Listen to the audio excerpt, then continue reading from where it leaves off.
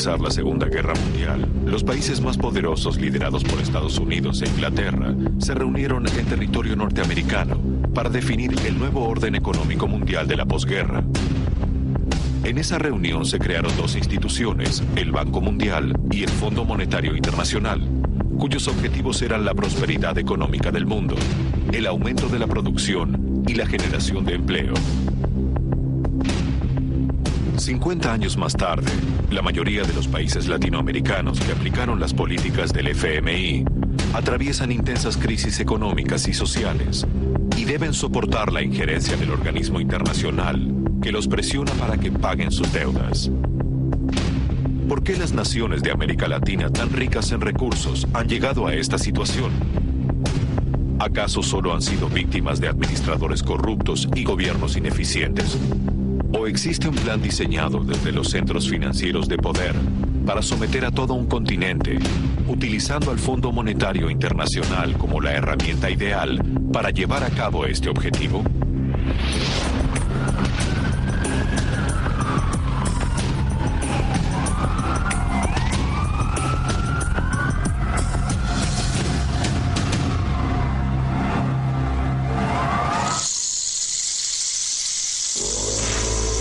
México es una de las principales economías de Latinoamérica. Un país con más de 100 millones de habitantes, poseedor de una importante riqueza petrolera y una industria pujante. Sin embargo, más de la mitad de su población vive en la pobreza. Su deuda externa es una de las más grandes de América Latina.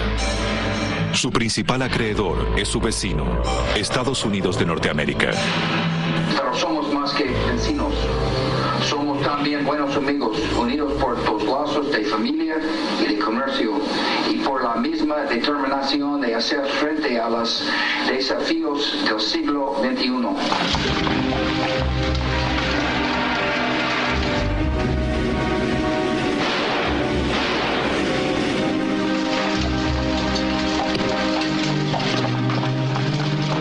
La historia de México está marcada por revoluciones, héroes populares y una feroz resistencia a los intentos de dominación extranjera. La Revolución Mexicana de 1910, liderada por Francisco Madero, Pancho Villa y Emiliano Zapata, entre otros, derrotó a la élite terrateniente gobernante y tiempo después instaló un gobierno popular que incluyó dentro de sus prioridades combatir el hambre y la miseria. Entre las medidas adoptadas, se decidió suspender el pago de la deuda externa, que ya por ese entonces poseía la nación. Tiempo más tarde, en 1929, las distintas corrientes revolucionarias dieron nacimiento al PRI, Partido Revolucionario Institucional, que iba a gobernar la nación por 7 décadas. Mientras tanto, México continuaba sin pagar su deuda. México se va a quedar sin pagar su deuda ni sus reclamaciones desde 1914 hasta principios de los años 40. Esa sí que es moratoria, ¿eh?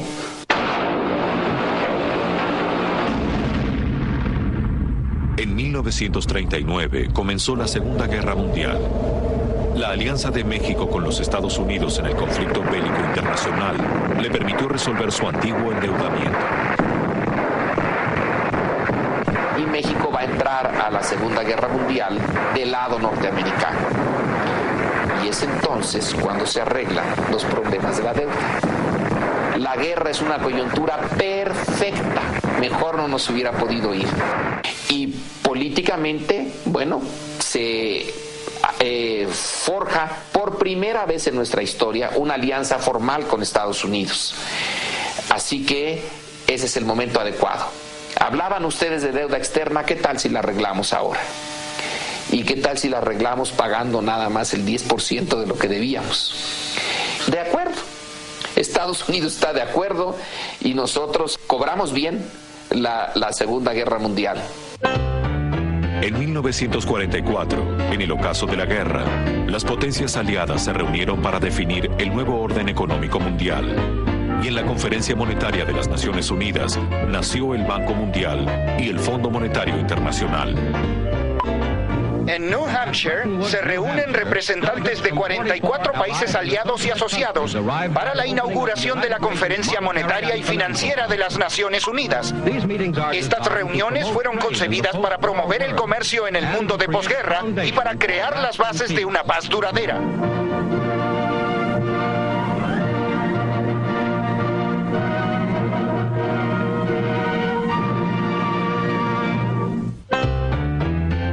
El Fondo Monetario Internacional nació con el objetivo de estabilizar la economía mundial, aumentar la producción global e incrementar el comercio internacional, generando así nuevos empleos. Además, la institución se comprometía a supervisar el nivel de endeudamiento de las naciones asociadas. Para su funcionamiento, el organismo recibiría aportes de los países miembros, que luego utilizaría para otorgar en forma de préstamos a los estados integrantes que lo solicitasen. El Fondo Monetario Internacional parecía una institución creada para el beneficio mundial. Sin embargo, muchos sugieren que en el mismo origen del organismo ya estaba el germen que lo convertiría en la herramienta más eficaz de dominación que haya erigido el poder financiero mundial.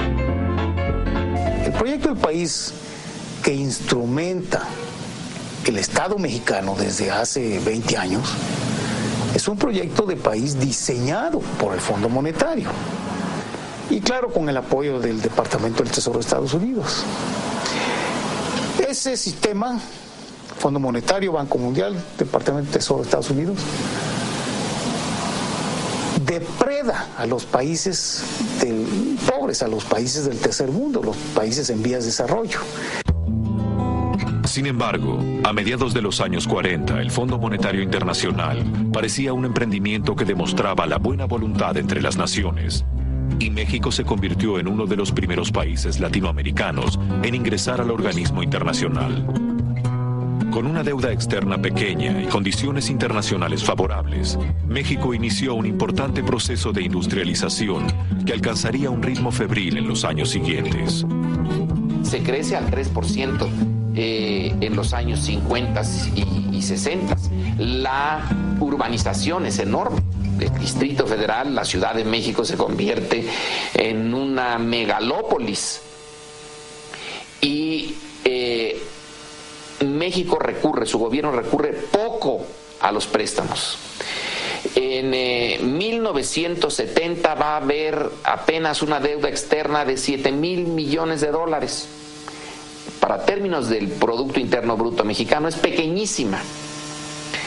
Pero a partir de ese momento van a empezar los problemas. El gobierno se va a endeudar.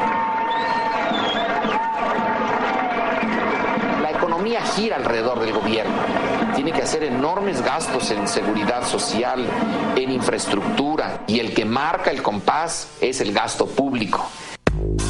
Por ese entonces, los préstamos eran muy accesibles. Los bancos internacionales poseían enormes cantidades de dinero proveniente de los países árabes que habían aumentado el precio del petróleo y necesitaban colocar ese capital para hacer frente a los intereses que dichos depósitos producían. Los bancos internacionales estaban recibiendo enormes cantidades de recursos de los llamados petrodólares.